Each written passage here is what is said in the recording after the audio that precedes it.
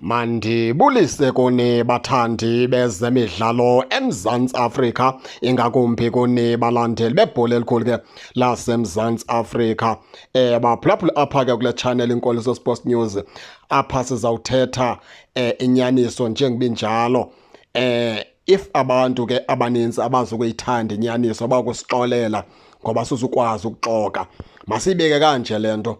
Sawuqala pha kwi-fans zeKaizer Chiefs ke malunga nebafana siphume sepha kwi-Hugo Broos malunga nee-players zeKaizer Chiefs kunye ke neKaizer Chiefs ngokubanzi.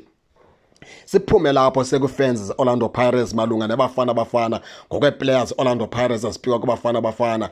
Sibuye lapho siye ku-Sundowns ngokwe-players ze-Sundowns ezipikwe pha kwibafana ngendlela bonke abalandeli ke abathetha ngayo. Phambi kokubana singene kule sifuna uqala sithi thina kho mlandeli ngcono kunomnye apha. Bonke abalandeli bayiphazamile lento, abayiqhube kakuhle. Mayiphele lento kuthiwe abalandeli abanengxaki ngabalandeli beKaizer Chiefs. Abalandeli beKaizer Chiefs banengxaki apha. Bonke abalandeli beMzantsi Afrika ngoku bayekile ukusapota ibafana basapota iiteam zabo, qha abanye balele eqhingeni bafuna ukwenza ngathi bona banangxaki kuba kupikwe iiplayers zeteam abazisapotayo. Masenze lento icace. Imamelodi Sundowns ibikathi neplayers ezininzi kubafana ndicinga ubana ku-AFCON ephelileyo bayengekho ngo-2023 iSouth Africa imelwe ziiplayers zeSundowns, wakudifenda phaa omvala, kudifenda phaa okekani, kukho Morena. Ndicinga uba iSundowns ayinee-players ezininzi phaa kwiilawuti ezilake kwibafana ezathatha ibafana zayibeka kwi-semi-final ke ye-AFCON. Lapho zange kubekho sankxwe, zange kubekho balandeli beSundowns abamileyo abathi ibafana yiSundowns, azange kubekho bantu balwayo. Wonke umntu wayebukela ibafana wakusapotwa phaa ibafana kumnandi kunjiya yihamba ibafana yofikelela phaa kwi-semi-final ke phaa ngo-2023 kwi-AFCON. Itshintshile ke loo nto, wacaba ke khona iproblem phaa kwi-Sundowns ke ngaphakathi. Loo nto yakhokhelela ekubeni iiplayers zeSundowns ebezikade ziyintandane okanye zisimele elizweni azakwazi ufumana i-game time phaa ngaphakathi kwi-Sundowns. Loo nto yathumela into yokubana uHugo Broos kubekho iiplayers ke kwi-Sundowns ke angasazithathiyo. Naleyo ke into sinee-questions kuyo ngoba uHugo Broos ngulona ukwazi uthatha iiplayers noba azidlala ezitimini, azithatha zifake kubafana umbuzo kutheni na Orlando Zana omvala ngabathathu eku-Sundowns ngoba uyayazi uba ziiplayers zesquad. Kutheni na oGrant Kekana ngabathatha ngu-Sundowns ababuyisele esquadini. Nale nto sinemibuzo engaphendulekiyo eyakwaziwa phaa nguHugo Broos uba yintoni nala izamayo kubafana. Sigqithe ke lapho siye phaa ke kubalandeli ke be-Orlando Pirates abathi ke bona isquad simelwe yi-Orlando Pirates ayisiyo South Africa, sekuyi-Orlando Pirates. Impazamo yabo yokuqala ke leyo. Eyesibini babuya bathi ke akho la mthuthu ufanele ukudlalela isquad. Impazamo yesibini leyo. Eyesithathu bakhale ngokuthi iiplayers zeKaizer Chiefs ziza namabhadi kubafana. Akumelanga ukudlaliswa iiplayers zeKaizer Chiefs. Abanye ke batyhola ngelethi even usiyabonga ngezani bungamelanga into yokuba uyasinika iskipha ngoba uyawuzanela bhadi lapha uKaizer Chiefs kubafana. Impazamo yesine ke leyo abayenzayo endicinga uba nabo bekho right konke kuloo nto leyo, ngoba bukumele baxa bebengabalandeli bona abebhola njengoba besithi basapota ibafana bavala umlomo, basapota ibafana bangabe besithi ebantwini ayiseyo bafana i-Orlando Pirates le yiyo le imele iSouth Africa ekubeni yayingekho loo nto ku-Sundowns. Yimistake ye-Orlando Pirates fans ke le yokuqala.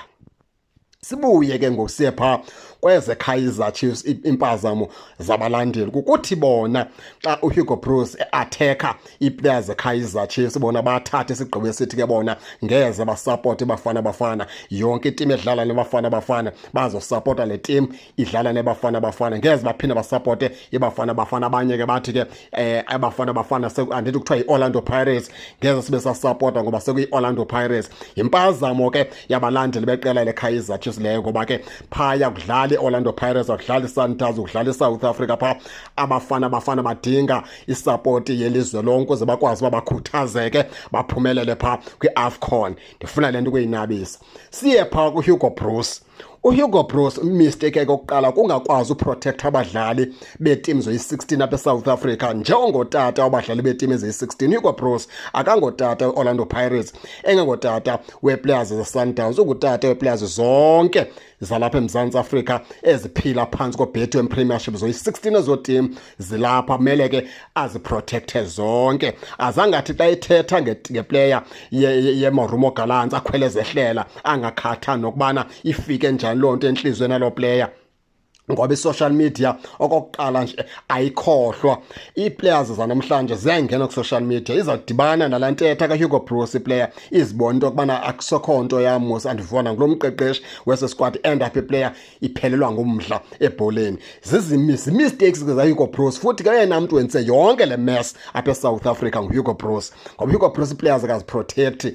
Indawo baziprotect uthetha kakubi ngee-players. Ngokuqala ugxeka ii-players zeKaizer Chiefs, khawukhumbule into yokubana phaa kwiKaizer Chiefs kamphulaphuli ke kunee-players ezincinci esafuna ufundiswa, ooVilakazi, oomduduzi Tshabalala, ooDuba, ii-players ezisencinci endicinga uHugo Broos uyazibona nazo uba zisakhula, ebekumele uba ngoku akakwazi uphosa amagama lolaa hlobo kwiplay. Noba uyabuzwa ukuba kuthiwa kutheni na ii-players zeKaizer Chiefs ungazipika eskwatini, umpendulo yakhe njengecoacher enamava mele aziprotect, atsho athi no, liyeze lazithuba eskwati. Kwangoku ndibona into yokubana ke mandipike aba ngabona ndicinga into yobana ngoku ndizawoma ngabo, but liseze laba ithuba aba beKaizer Chiefs, nothi ngoku. Yimpendulo leyo emele iphuma phaa kuHugo Broos ke leyo njengomqeqeshi onamava, into yokubana ii-players avilanga ziprotect, athethe nje kwii-players. Yiyo laa nto kuhlokomeke ngoku abanye abalandeli ke bonke eMzantsi Afrika ba-endapha ke kusenzeka le nto eyenzekayo namhlanje, iqale phaa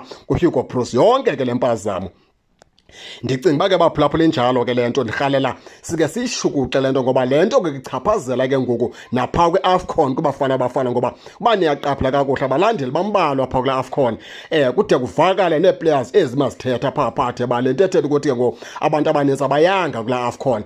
Hugo Broos, lungisa amazwi akho njengomqeqeshi walapha eMzantsi Afrika, ungutata weetim zonke ezinabaphantsi kweBetway Premiership, umele uzikhusela ngokufana ii-players ngoba zezakho. Suzibonakalisa into yokubona uthanda lo awumthandi lo. Kwalaa nto wayenza phaa kumbekezeli kaMbokazi yayivele rongo kwayona, awukwazi uthetha ngolaa hlobo eplayeni noba ke iphule umthetho. Umele ube nayo indlela yokuyithetha, ungathi uye public uthethe ngolaa hlobo. Yena mntu uphazama kakhulu ke apha ke ikwanguHugo Broos. Baphulaphuli ke ndifuna ukuyishiya kuni ke le nto, kodwa nize ke ningakhohlwa usubscribe kule channel ukuze ningaphoswa zezemidlalo endizanothulela zona kwixa elizayo kakuhle babukeli.